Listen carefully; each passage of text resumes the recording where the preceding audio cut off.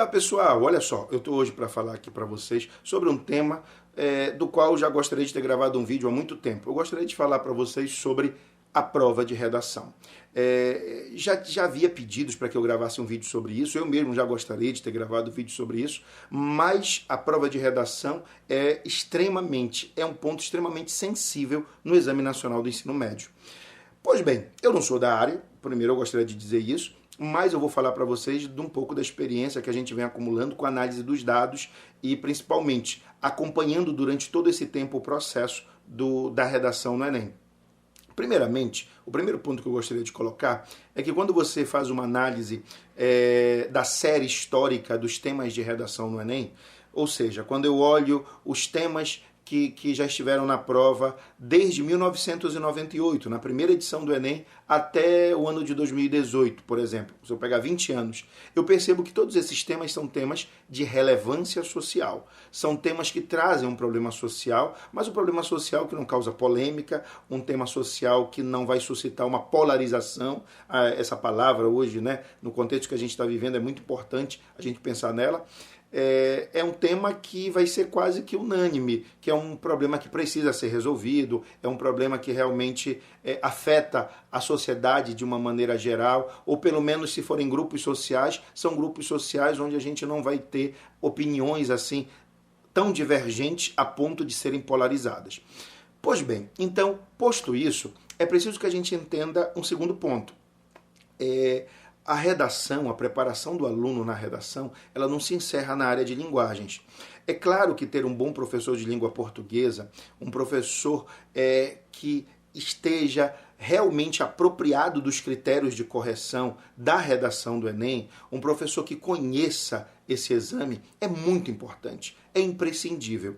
Mas o que eu gostaria de dizer é que o que é exigido do aluno, esse repertório sociocultural, ele não se constrói só na área de linguagens. Ele se constrói principalmente, e não somente, principalmente na área de humanas. É necessário que a gente pense que história, filosofia, sociologia e até mesmo a geografia, elas são muito importantes na hora de se fazer uma fundamentação de uma redação bem-sucedida. Uma redação que vai ter uma pontuação elevada, 960, 980, uma redação nota 1000, por que não?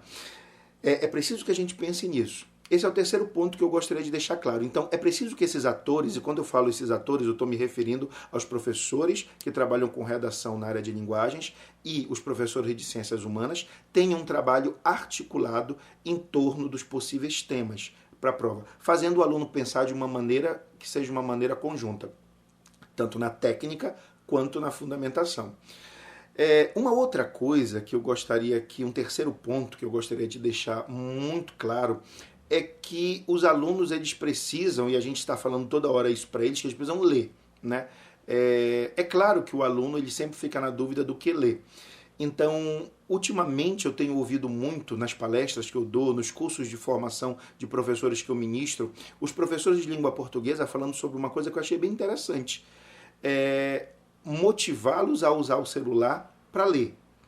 A gente tem hoje sites que têm e-books de grandes clássicos, a gente tem hoje sites que têm os podcasts de grandes obras que o aluno pode só ouvir a narração daquilo.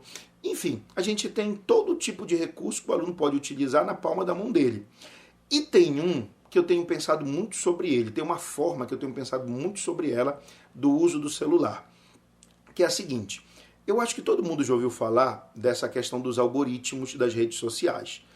Para quem não sabe, eu vou dar uma explicação breve aqui, mas muito breve mesmo. Os algoritmos, eles são aí uma programação, uma espécie de programação em que o sistema, ele vai te estudando, ele vai te analisando, ele vai vendo de acordo com as opções que você faz, com aquilo que você curte, com aquilo que você compartilha, no vídeo que você coloca para rodar, ele vai analisando o teu perfil e ele vai te oferecendo mais daquilo que você gosta para que você passe cada vez mais tempo conectado naquela rede social. Então, eu vou dar um exemplo para vocês. É muito comum pessoas de um determinado campo ideológico, como elas curtem muita coisa relativas àquele campo ideológico, reportagens, memes, curtem postagem de outros amigos, eles serem bombardeados pelo algoritmo por cada vez mais informação assim. É por isso que quando você conversa com alguém que é de esquerda, ele pensa que todo mundo é de esquerda. E quando você conversa com alguém que é de direita, ele pensa que todo mundo é de direita. A isso a gente dá o nome de bolha, a bolha da internet, a bolha das redes sociais. Você fica preso naquela bolha ali. Mas, Jorge, essa dica que você tem para dar, isso me parece mais uma coisa ruim. Não é tão ruim na preparação para o Enem se ela for utilizada da maneira como eu vou dizer agora. Olha só, a gente tem aí grandes portais de notícias no Brasil.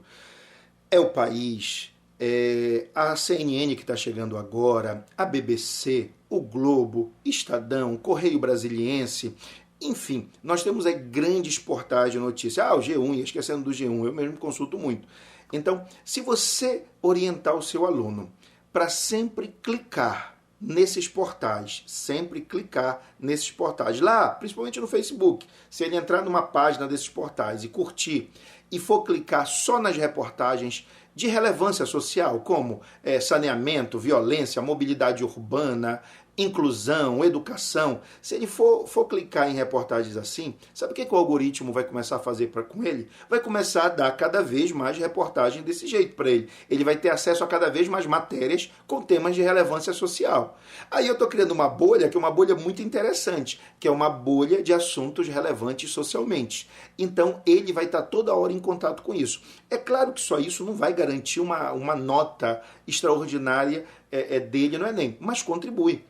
Pode ter certeza que contribui. Contribui não só para a redação, contribui também para as outras áreas. Afinal de contas, a prova do Enem tem muitas questões de temáticas atuais que, se você conhecê-las previamente, isso facilita na hora da resolução das questões. Mas falando da redação, essa bolha que pode se criar, que é essa bolha informacional de temas de relevância social, ela aumenta o repertório do aluno. E é muito fácil ele pegar um dado, ele pegar uma informação, ele pegar um caso, ele pegar um exemplo, recorrer a ele na hora da escrita. Então, são essas coisas aqui que eu queria falar para vocês, porque a gente precisa orientar aí, né, os alunos. Você que é coordenador, professor, diretor, a gente precisa orientar os alunos de uma maneira mais producente, de uma maneira que eles consigam ter um desempenho melhor. Tá bom? Olha, um beijo pro pessoal aí, que é professor de redação, admiro muito o trabalho de vocês, acho o trabalho de vocês muito importante e, acima de tudo, peço que vocês curtam aqui o canal, compartilhem, se inscrevam aqui no nosso canal, porque afinal de contas aqui é Desvendando o Enem com Jorge Castro. Olha, beijo para vocês, tchau, tchau.